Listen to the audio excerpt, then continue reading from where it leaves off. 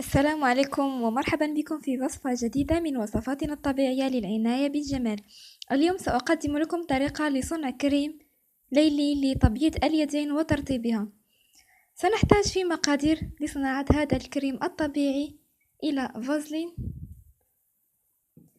القليل من الحليب، القليل من عصير الليمون الحامض، ملعقة صغيرة من زيت الأرغان، ويمكن تعويضه بزيت جوز الهند أو زيت نمر شمس. سنحتاج إلى ملعقة ونصف من سكر بودرة أو سكر الصقيل، وسنحتاج إلى علبة فارغة لنضع فيها هذا الكريم. نبدأ على بركة الله.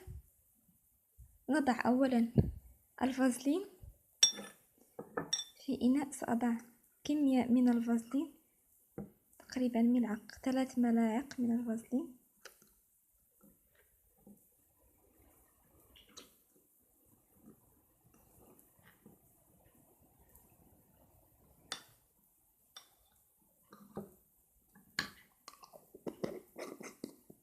هكذا. ثم سأضيف ملعقة صغيرة من زيت الأرغان، ثم سأضيف تقريبا ملعقتين من عصير الليمون الحامض،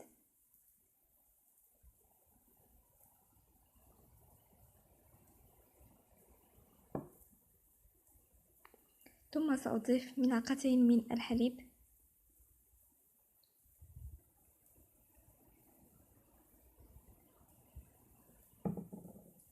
ثم سأضيف ملعقة ونصف من السكر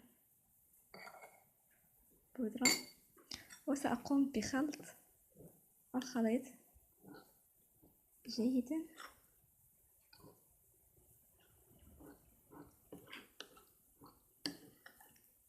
هذا الكريم يعمل على تبييض اليدين وكذلك ترطيبها.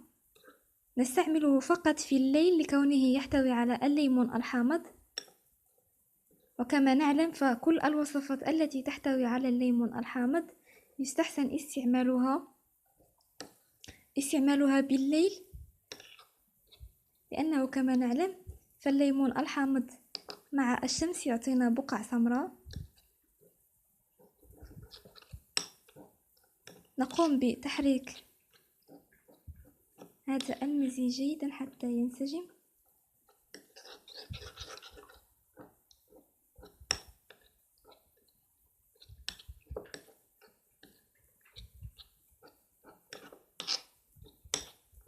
نضيف السكر،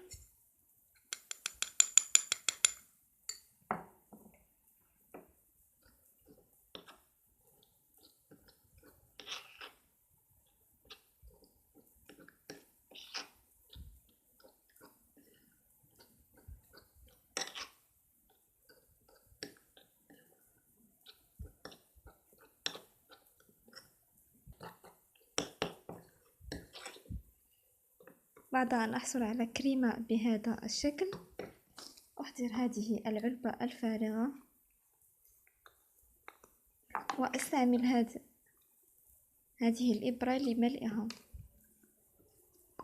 بهذه الطريقة.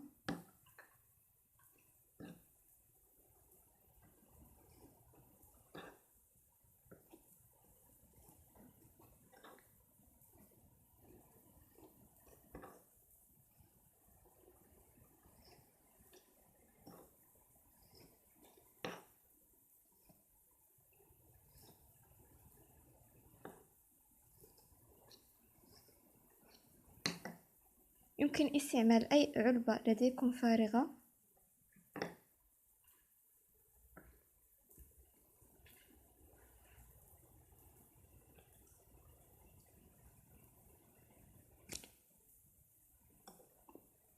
بهذه الطريقة سأملأ هذه العلبة.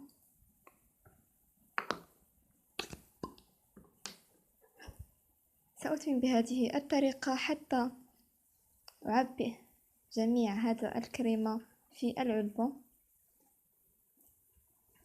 وأتحصل في ذلك الحين على كريمة جاهزة للاستعمال. مدة صلاحيتها هي 15 يوما، نستعملها فقط بالليل.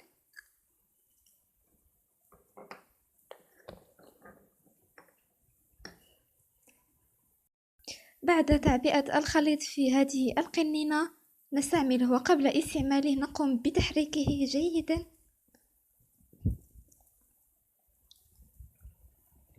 بهذه الطريقة، ثم نقوم باستعماله.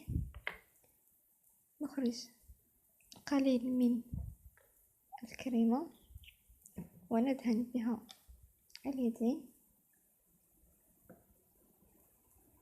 بهذه الطريقة.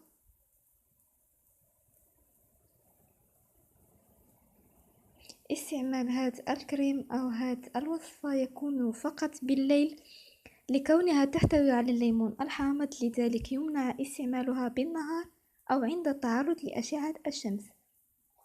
هكذا نتحصل على كريم للعناية باليدين، تبييضها وكذلك ترطيبها. أتمنى أن تنال وصفة اليوم إعجابكم. إن أعجبكم الفيديو لا تنسوا الاشتراك بالقناة وكذلك عمل جيم للفيديو ومشاركته مع الأصدقاء. شكرا على المتابعة.